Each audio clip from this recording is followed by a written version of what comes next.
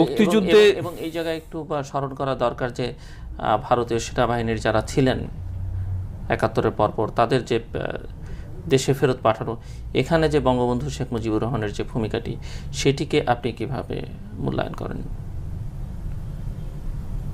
আমি বোঝাতে পেরেছি আপনাকে?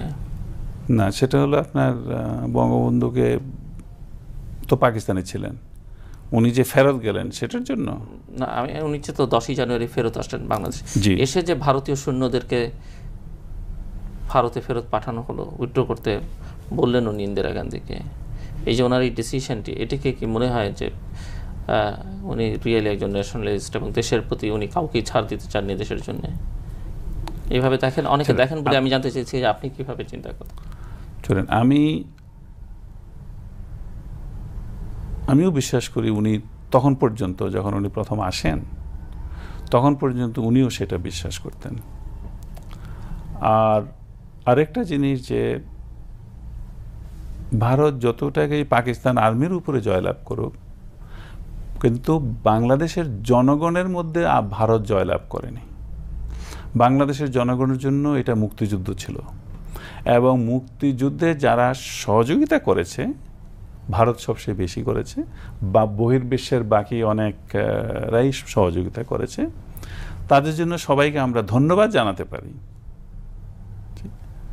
কিন্তু তার মানে নয় যে সেই দেশটি স্বাধীনতার নামে আমার দেশে এসে সেইখানে বসে থাকবে। যদি সেটাকেই মেনে নেওয়া হয় তাহলে সেটাও স্বাধীনতা যুদ্ধ ছিল না।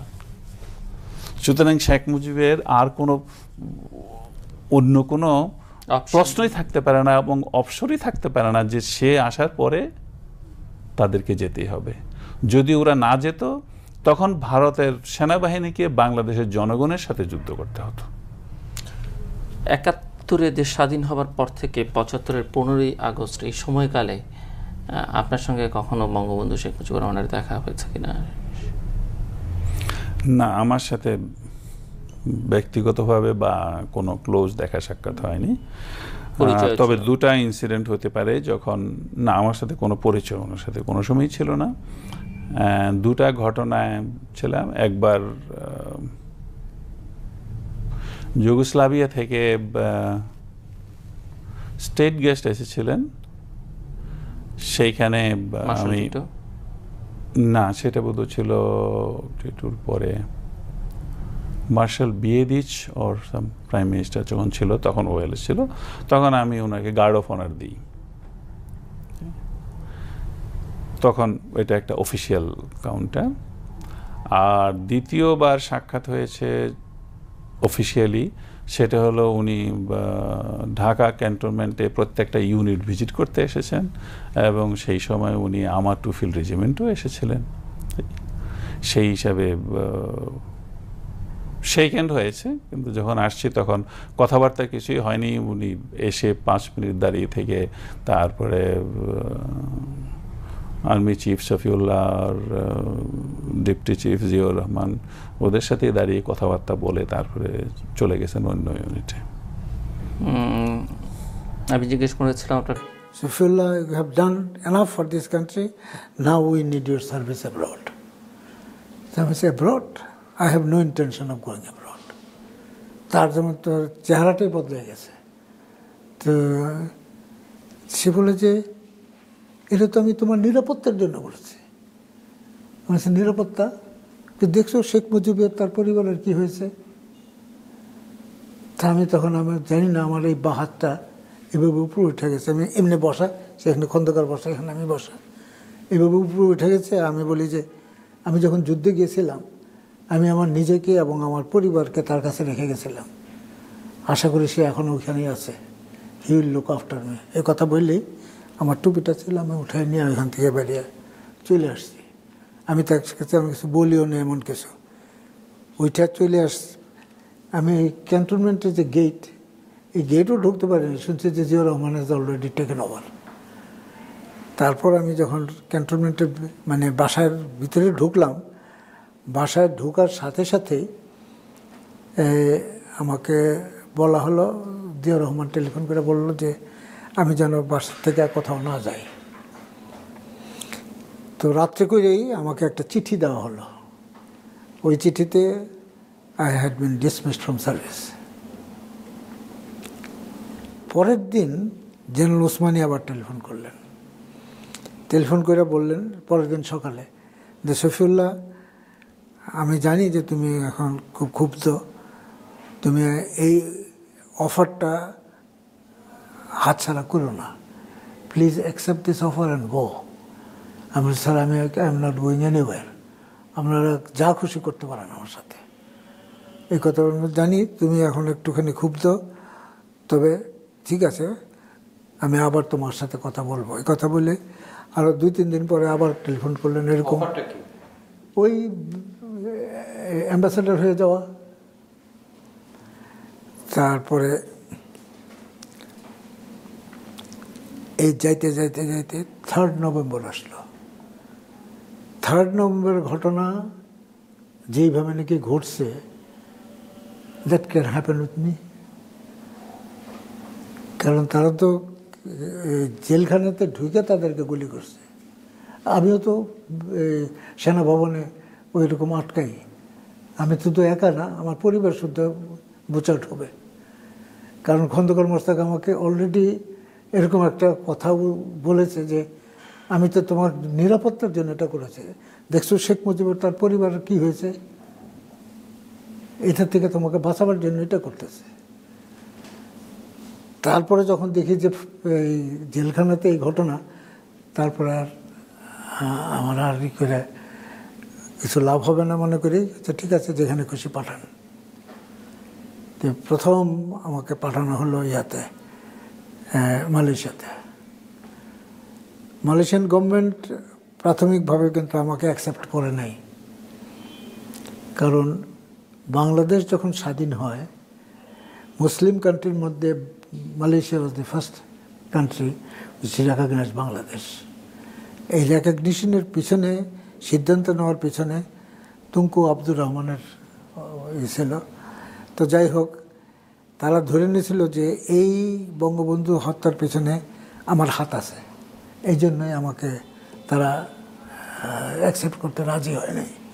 কিন্তু পরবর্তীতে মালয়েশিয়ান হাই কমিশনার যে ঢাকাতে ছিল, সে ইন্টারভিউ করে তারপরে বলছে যে না, he has gone there as a punishment post.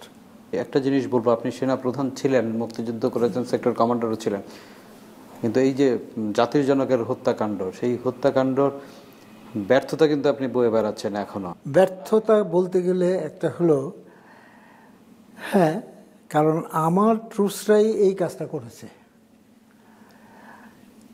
আমাকে এই ব্যর্থতার দায়িত্বটা নিতে হয়েছে বিকজ আমার মাথার উপরে জিয়াউর রহমান ছিল। আমি যখন সেনাবাহিনী প্রধান হতে চাই নাই, তখন একটাই ছিল কি, আমি ওই জিয়াউর রহমান আমার মাথার মধ্যে ছিল যে কিন্তু আমি যেটা মনে করি যে আমাকে সেনা প্রধান করে কোনো ভুল করে নাই।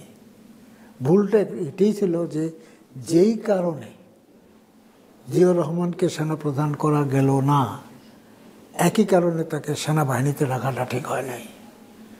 শুধু সেনাবাহিনীতেই রাখে নাই, তাকে ডেপুটি চিফ, নতুন একটা পদ ক্রিয়েট করে ডেপুটি চিফ করে আমার পাশে বসাই দিয়েছে, এবং আমার সমস্ত কর্মকাণ্ডের মধ্যে তার হাত ছিল। আরেকটা বিষয় এখানে বলবো, যেটি হচ্ছে গোয়েন্দা সংস্থা ছিল, সেই গোয়েন্দা সংস্থার কাছ থেকেও তো সেনাপ্রধানের বিষয়গুলো জানার কথা, তো সেইটি জানার কথা। ওই তো বললাম যে ওই গোয়েন্দা সংস্থা ডিজিএফআই অর্গানাইজেশনটা ইনিশিয়ালি আমরা যখন গঠন করি, এটা ছিল আর্মি হেডকোয়ার্টারে, এবং তারা তথ্য দিত আর আর্মি চিফ, নেভাল চিফ এবং সেনাবাহিনীর নেভাল চিফ, বিমান চিফ। কিন্তু 74-এর শেষের দিকে এই অর্গানাইজেশনটা প্রেসিডেন্ট সেক্রেটারিতে নিয়ে যায়। নিয়ে যাওয়ার পরে ওই যে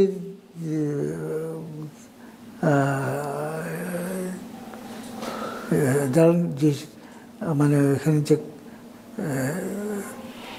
ডিজিএফআর যে কর্মকর্তা যে নাকি রিপোর্ট করতো তাকে আর পাওয়া যায় না, খোঁজ করে ডেকেই না, তার খবর নিতে হইতো। এক পর্যায়ে গিয়ে আমি বঙ্গবন্ধুকে গিয়ে নালিশও করেছি, বলে স্যার এ তো আমার কাছে আসেও না, কথাও বলে না। মানে এটি একটি বড় কারণ ছিল যে আপনার আমার তো জানতে হবে যে এমন কিছু একটা ঘটতেছে, আমি না জানলে কীভাবে অ্যাকশনটা নেব। আমি আমার নিজের ব্যর্থটা আমি বলবো না, আমি ব্যর্থ নই। আমি ফ্রম নোয়ার একটা সেনাবাহিনী আমি তৈরি করেছি, কিন্তু আমার কর্মকাণ্ডকে যদি আমি তত্ত্বাবধান করতে যদি না পারি, কি হচ্ছে চারদিকে এই খবর যদি না জানি, হাউ ডু আই অ্যাক্ট? সেনা প্রধান, he commands the army, but he commands the army through his subordinate commander. তার সাবঅর্ডিনেট কমান্ডার যদি ওই দিন কাজ না করে তাহলে how does he work?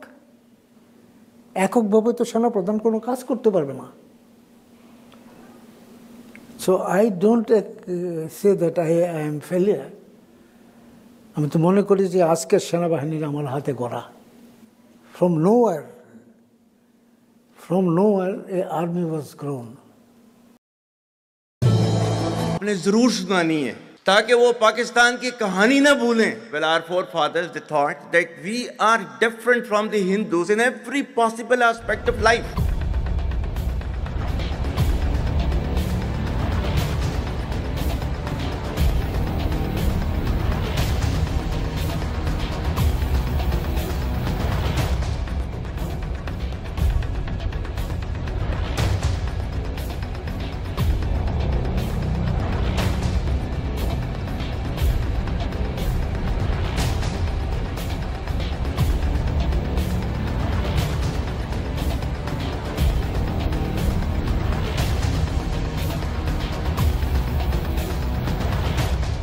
Pakistan की कहानी अपने बच्चों को जो है आपने जरूर सुनानी है ताकि वो पाकिस्तान की कहानी ना भूलें. Well, our forefathers they thought that we are different from the Hindus in every possible aspect of life.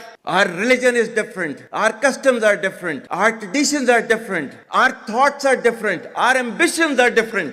That was the foundation of the two-nation theory that was laid there. That we are two nations. We are not one nation. So because of that, our forefathers, they struggled, mounted that incessant struggle to create this country. Our forefathers, they have sacrificed immensely. And we have sacrificed a lot for the creation of this country. And we know how to defend it. My dear brothers and sisters and sons and daughters, please don't forget this story of Pakistan. And don't forget to narrate this story of Pakistan to your next generation, so that their bond with Pakistan, it never weakens. Whether it is the third generation or the fourth generation or the fifth generation, they know that what Pakistan is for them. आज तक इंसानियत की तारीख में सिर्फ 2 रियासतें हैं जो कलमे की बुनियाद पर बनी हैं. पहली जो थी उसका नाम है रियासत तैयबा, क्योंकि तैयबा जो है वो नबी करीम सल्लल्लाहु अलैहि वसल्लम ने उसको नाम दिया था. और जबकि कुरान में उसका नाम है यसरब, या अहले यसरिबा ला मुकाम लकुम फरजिउ, ये कुरान में नाम है उसका, जो आज जिसको मदीना अल मुनव्वरा कहा जाता है. और दूसरी रियासत जो है वो उसके 1300 साल के बाद अल्लाह ताला ने ये आपकी बनाई है कलमे की बुनियाद के ऊपर. সেনাপ্রধান, আমরা দেখেছি যে সেনাবাহিনী বাংলাদেশ এবং বাইরে যে কোনো দুর্যোগ থেকেও কিছু মোকাবেলা করতে সক্ষম. রিসেন্টলি আমরা দেখতে পাচ্ছি যে বাংলাদেশের বিভিন্ন জায়গায় দুর্বৃত্তরা ডাকাতি থেকে শুরু করে লুটতরাজ করছে, এবং গতকাল রাতের বেলা মোহাম্মদপুর, ধানমন্ডি এই এলাকাগুলোতে ঘটনা ঘটেছে রাজধানী শহরে. এবং এই বিষয়ে আসলে সেনাবাহিনী কি পদক্ষেপ নিচ্ছে এবং সাধারণ মানুষ কিন্তু উদ্বেগ উৎপাদন হতে পারে? হ্যাঁ, আপনি বিব্রত বোধ করলেন কারণ আপনি নিরাপত্তার দায়িত্ব নিয়েছিলেন, সেখানে হয়তো এখন রাজনীতিবিদরা বললেন যে জেনারেল সাহেব আপনি নিরাপত্তার দায়িত্ব নেন, somebody has to take it. তো আমি আর তো কেউ নেওয়ার নাই, আমি নিয়েছি, এবং যদি কোনো ব্যর্থতা থাকে সে দায়িত্ব আমার. আমি আমার সাধ্যমতো চেষ্টা করেছি এবং খুব কম সময়ের মধ্যে একটা স্বাভাবিক পরিস্থিতি ফেরত আসছে, বাট আমাদের আরও অনেক কাজ করতে হবে। ইনশাল্লাহ আমাকে একটু সময় দেন, আমরা এই নর্মালসিতে নিয়ে চলে আসবো ইনশাল্লাহ। ওকে, সবাই ভালো থাকেন, সুস্থ থাকেন।